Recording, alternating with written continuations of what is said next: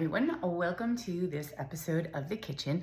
And today I want to get back into what I was talking about last week about GLP-1s because we can't get away from it. I am still getting a lot of calls, some new people, some of the same people just really kind of struggling with, do I take a GLP-1? Do I not take a GLP-1? I don't want to do medicine, but all my friends are on the GLP-1. They're all losing weight. They look great. I'm not losing weight. What's happening? So I want to continue to work through some of the facts that you want to take into consideration, because it's not like, oh, I'm a dietitian and we have to do, nutrition and forget the drugs, because there are sometimes some interventions that are not, holistic and natural that we have to take for our overall health.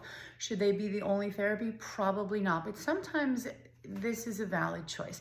And so how to figure out, is this the choice for me, or should I try some other things? So first of all, the first thing about everybody says with the GLP-1s is, I would have this constant snacking, constant, grabbing for food. I would, sit down at the end of the day and I get in front of the TV and this is when I have my ice cream, whatever it is. So, I try not to have the ice cream and I'm sitting in the other room and it just calls to me and I can't stop thinking about it and thinking about it.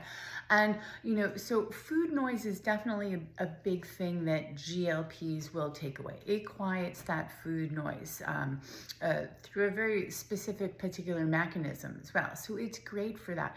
So a GLP-1 can really help reduce that food noise. Now, what we want to understand here is, am I hungry? Or am I having a craving? And this is sort of pretty important if you're trying to understand, like, do I want to take a GLP-1? Do I not want to take a GLP-1? Do I want to take a GLP-1? And do I want to help support that? Because I mentioned in last week's video, what I observe are the clients that I am working with who are on a GLP-1 and also work toward establishing healthy patterns with food, with movement, with sleep, just with their health, are becoming the most successful on the GLP-1s. The folks that are taking a GLP-1 and they're like, this is great. I don't really need to think about what I'm eating and I don't need to go to the gym, and who wants to do that? It's embarrassing. I don't know what I'm doing there and I look ridiculous. So this is great. Losing weight, not really sleeping that well, but who cares? I'm losing weight. Those folks are the ones that I'm seeing turn up with like a plateau. They're not losing as much weight as, people that they're observing or comparing themselves to, which is also kind of, part of the issue there. So really what we want to do is understand, are you hungry or are you having a food craving out of habit or emotion or stress? Those are two very different things. And how do you know what the difference is?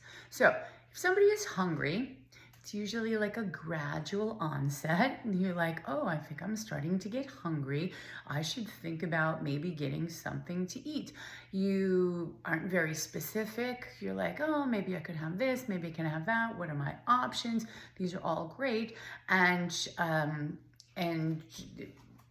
that's hunger, right? Then you manage it, and it's more of a physical, like, oh, maybe my stomach's grumbling, right? Like, it's more of a physical. When we have a craving, it typically comes on very suddenly. You're like, oh my God, starving. I must have whatever your choice of thing is, and it's you have to get there straight away. There's no time to delay. I'm craving this, I must have it. It's all I can think about. And this is typical, and there's no grumbling in the stomach. This is a psychological or a habit, or it's due to your environment. There's a stressor, there's been a trigger, right? There's been some kind of trigger in your environment. It sets your brain up. Everything that we do is a habit. So it set your brain up, you've got the cue, and now you've got to go react to that. That's the habit formation in the brain. Whether your habits are great, habits are not so great, that's how the brain works. Brain loves habits because it doesn't want to reinvent the wheel every day. So if it can create a habit and stick it off to the side and be like, when this happens, we do this, right? Loves it. And it doesn't really care if it's like, when we sit on the couch, we eat ice cream, right? It's a habit. It is created. It's hard to undo. The brain has locked it away. So we want to understand, am I, having this food noise because I'm hungry, or do I think this is a craving? And so if it is a craving, this is an excellent opportunity for you to evaluate, can I just take a GLP-1 to get rid of that food noise? Or do I really want to, think about my habits and reestablish some habits here? And these are good thoughts. So sleep and stress, commonly overlooked when we're doing any kind of weight loss. This is something with my weight loss program, with my clients. We talk about nutrition, we talk about movement, we talk about hydration, sleep, and stress resiliency. So your response to stress, because all 5 of those are really component that go into your overall health. And I've seen people who have got their nutrition dialed in, they're working out, and their weight is stable, and they're trying to get off that last 5 pounds and they can't. But maybe their stress levels like up here, and like because of that, their sleep is low, or it does become sort of like compounding factors. Well, now my sleep stinks, and my stress starts to get higher, and my stress is higher, and my sleep starts to stink even more, right? So we really want to try to evaluate these things here. So we've got hunger versus our food noise. That's one thing you want to think about. You want to think about your muscle. So GLP-1s, if there's rapid weight loss with anything, with, sometimes it'd be like the low carb diets in South Beach and Atkins and all of these things, we'd experience rapid weight loss.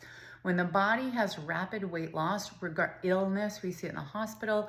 When you have rapid weight loss, you're going to lose some muscle mass, which is suboptimal. We don't want to lose our muscle mass. That's the healthy tissue for a whole bunch of reasons, but as pertains to weight loss, it is metabolically active. We've got to pay into the system in order to maintain that muscle mass. It's like a nice shiny car. We have to take care of it. And if we lose that muscle mass with that rapid weight loss, then if we gain weight back, we're not going to just gain back the muscle. So we have to think about how much protein we're eating and how much movement we're getting as well. We've got to establish that those habits there. As I mentioned, sleep and stress. If you are, look, the world has stress, right? We're never going to go through life without stressors, but it's how you react to the stressors that is going to manage your physiology on the inside. Okay. So, I would speak with clients and say like, how's the stress this week? They're like, oh, no, nothing happened this week. It was great. Right.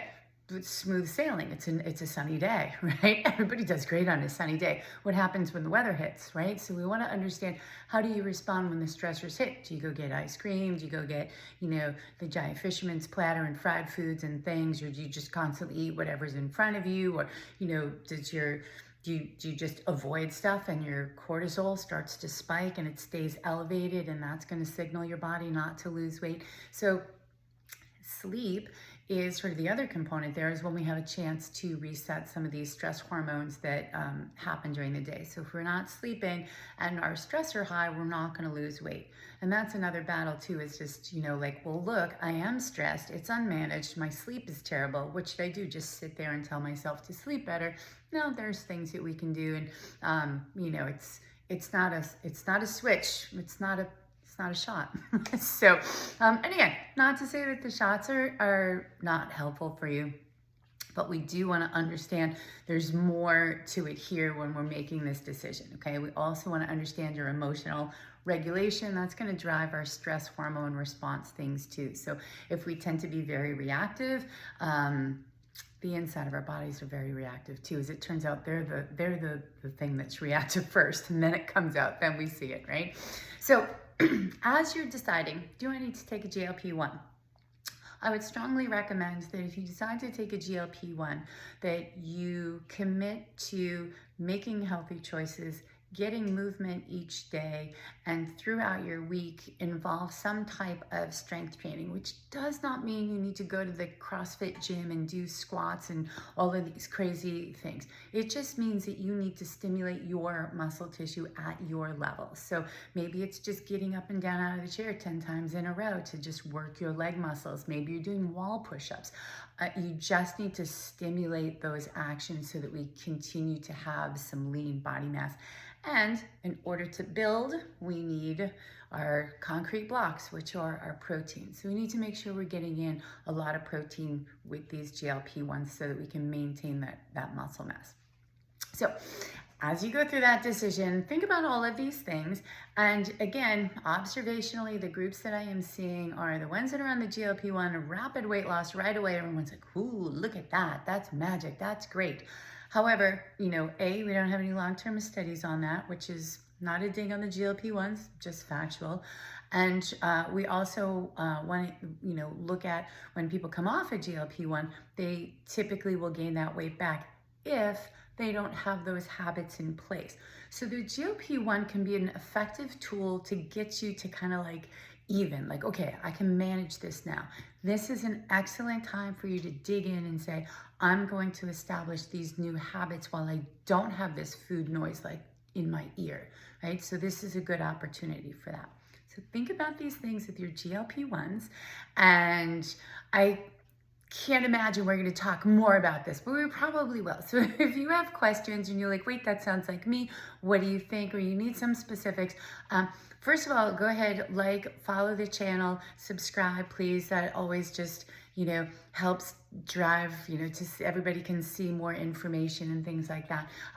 But you also will then get all of the updates and anything else. If you ask questions, I can report back here and share with everybody. Usually everybody has the same questions, but they're not really ready to ask yet. So go ahead and ask your questions. I can come back with some more videos to provide some more information. And I do think I just got a message this morning about somebody in a different community and concerned as a professional, that licensed professional with a degree. We talk about nutrition, we talk about health all the time. And, the world is just full of people who talk about health and nutrition and fitness who really aren't certified, who've maybe, been in the gym or they just picked up things. I mean, hey, I definitely admit that when I first started, my nutrition information came from Muscle and Fitness magazine. Fortunately enough, prompted me to go get a degree and learn a little bit more about it and work with people and learn as I work with many people along the way. But do use reputable sources when you're trying to make these decisions. So my comments this morning were like, oh my gosh, this is not a reputable source and it's big and people are buying into it because it sounds great and and maybe it is, but you do want to make sure that you're getting your information from somebody who is trusted, who has knowledge and hopefully some years behind them of working with people and seeing how things go. All right, guys, thanks for joining me on this episode of The Kitchen. Can't wait to see you next week.